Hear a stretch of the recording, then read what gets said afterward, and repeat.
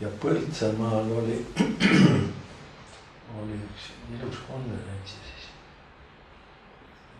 kästi, et lõpusõna mina ütleksin, ei taha. Ikka kästi, noh, lähen mina siis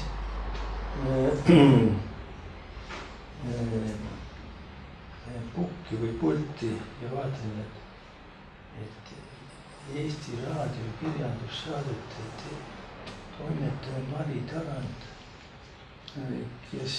kellega olen palju kirjandussaate teinud, istub esimeses reas ja siis kõne asemel ma kandsin ette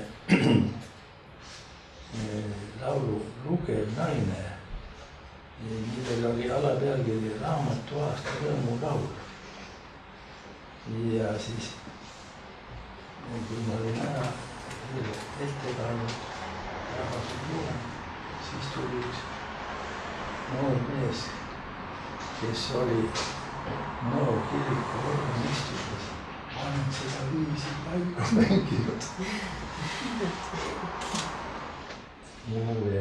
Mu emal tal on ilus auto ja imekena koerake.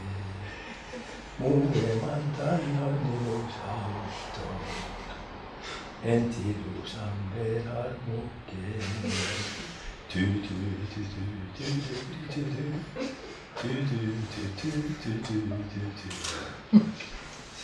armuke on ilus raamal, ta taga teki alla poel ja tehkund ma või 1000 raamat.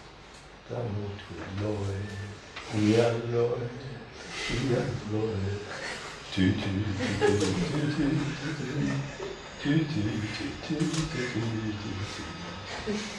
Mu emal tal on ilus auto ja imekena koerake. Mu emal tal on ilus auto, kuid ilusam veel armuke.